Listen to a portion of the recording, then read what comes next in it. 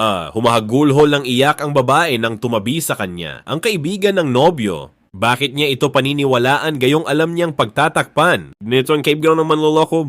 Tahimik na pinagmamasdan ni Camille ang buong parke. Hapsyon tayong pinanbalawalan. Ang luhang kanina pa nais magunahang lumabas sa kanyang mga mata. Kagabi pa siya iyak ng iyak, ngunit hanggang ngayon ay gusto pa rin niyang umiyak. Tila hindi naubos ang mga luha niya sa mata at nakakaramdam na siya ng pagkainis sa sarili. Lihim siyang umiiyak mag-isa nang itumapik sa kanyang balikat, dahilan upang mapalingon siya sa gumawa. Noon nakita niya ang nakangiting mukha ni Skyler, ang kaibigang matalik ng kanyang nobyong si Zion. Hindi man niya inimbita ang lalaki, kusa itong tumabi sa kanya. Nag-away na naman kayo ni Zion? Tanong nito ang mga matay nakatuon sa malayo kasi nag-inuman kayo. At kahit hindi mo man aminin sa akin, alam kong may kasama siyang ibang babae. Kagabi sa inuman niya mahina, lamang zing kanyang niya bars. Ngunit nakapaloob roon ang galit sa kausap. At kanino mo naman narinig ang balitang iyan? Muling tanong nito. Hindi niya sinagot ang babae. Inirapan lang niya ito at muling itinuon sa ibang direksyon. Ang tingin, bakit pa ba niya kinakausap lalaking ito? Wala naman siyang makukuhang matinong sagot dito. Dahil gagawin ito ang lahat maprotektahan at mapagtakpan lang ang kaibigan. Alam mo Camila, ikaw ka na ngang nagpapahirap sa sarili mong puso at isipan. Maya ay wika ni Skyler. Nag-inuman kami kagabi at sumama sa inuman si Zion. Pero mali ka sa sinasabi mong may kasama siyang ibang babae. Wala kaming kasamang babae kagabi? Kahit ang mga kanya naming nobya wala ron mahina hong paliwanag nito. Nanatiling tikom ang bibig ni Camille sa paliwanag ni Skyler. Galit siya at hindi pa rin siya maniniwala rito. Naintindihan ko kung galit ka. Naintindihan ko rin kung nagseselos ka kaya ka nagkakaganyan. Pero Camille, sa tingin mo ba konsentidor kaming mga tropa andito at lumingon sa kanya? Gusto niyang sumagot ng pero di niya ginawa lahat kaming magkakaibigan ay stable na sa mga buhay. Pag-ibig namin may mga kanya na kaming mga nobya na mababait maunawain at mahal na mahal kami. Ano pa ba ang hihilingin namin sa ganon? Siyempre naroon yung hindi pagkakaunawaan, minsan away selosan at kung ano pa, pero hindi sapat na dahilan yon para magloko kami. Patloy sa paliwanag ni Skyler, nanatiling tikom ang bibig ni Camille. Wala siyang maisip na isasagot. Gusto lamang niyang pakinggan ng lalaki. Aminado ako na napapatingin kami sa ibang babae. Pero baliwala naman iyon, hindi naman namin binibigyan iyon ng halaga. Mahirap naman kung di kami mapatingin sa iba. Anong silbi ng mga mata namin, diba? Andito at bahagyang natawa. Ngunit agad ring nagseryoso nang lingunin niya ito sa kainirapan. Ang gusto ko lang namang sabihin, Camille, yung makita man naming nagloloko ang isa man sa mga kaibigan namin. Hindi ko yun kukonsintihin, ako pa nga siguro ang pinakaunang aalma.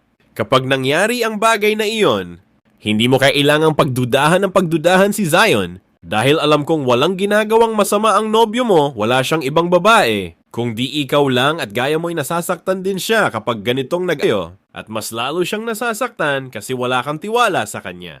Skyler, tila lamang bat ang puso ni Camille sa huling sinabi ni Skyler sa kanya. Hindi niya kayang ibigay ang tiwala niya sa nobyo.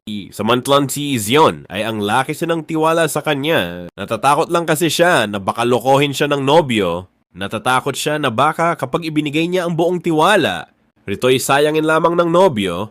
Marahang tinapat ni Skyler ang balikat ni Camille saka nagsalita. Hindi kami masasamang lalaki, Camille. At hindi rin kami manlolokong nobyo. Umiinom kami. Pero hindi naman palagi kapag may kailangan lang gawing selebrasyon o di kaya'y kapag namimiss na namin ang tropa at mas lalong hindi kami konsentidor. Hindi na kami mga bata para magloko. Malalaki na kami at nasa tamang edad. Nawal siya na sa isip namin yun ang panloloko. Kung sino man yung mga babaeng kasama namin ngayon, wala kaming ibang hinihiling kung di sana sila na rin ang makasama namin hanggang sa pagtanda. Iyon ang totoo, ani Skyler. Pakiramdam ni Camille ay biglang goma ng pakiramdam niya. Matapos marinig ang sinabi ni Skyler, ngumiti siya Saka nagtanong kung alam ba nito kung nasaan si Zion. Nang sabihin nito ang kinaroroonan ng nobyoy, agad siyang tumakbo upang puntahan ito. Tama, si Skyler. Siya lang naman ang nag-iisip ng masama at hindi kayang magbigay ng tiwala sa taong mahal niya. Samantalang si Zion ay napakalaki ng tiwalang ibinibigay sa kanya. Tama rin na ito nang sabihin, siya lamang ang nagpapahirap sa sariling damdamin, Zion. Mahinang tawag ni Camille sa pangalan ng nobyo. I'm sorry, Zion. Pangako, hindi na ulit ako Ikaw na siyang nagiging dahilan kaya nag-away tayo. Anya tumakbo palapit sa nobyo at niyakap ito ng mahigpit. Love you, Camille. Mahinang bulong ni Zion. I love you too. Zion Anya at mas lalong hinigpitan ang pagkakayakap. Salamat sa maliwanag na pagpapaalala ni Skyler sa kanya. Sa mga bagay na minsan niyang nakakalimutan. Kapag natatabunan na siya ng nag-uumapaw, niyang emosyon, walang mangyayaring maganda sa relasyon nila. Kung palagi siyang walang tiwala kay Zion, kakambal ng pag-ibig ang pighati. At kakambal ng pagmamahal ang tiwala. Kung wala siyang tiwala sa nobyo'y, baka tuluyang mawala ang pagmamahal nila sa isa't isa. Dito na nagtatapos yung ating kwento. Kaya kung nagustuhan mo ang kwento natin sa araw na ito, ay huwag mong kalimutan na share ang video at mag-subscribe ka na din pang para laging updated ka sa mga video na aming ina-upload. Hanggang sa muli nating pagkikita, magandang araw sa iyo.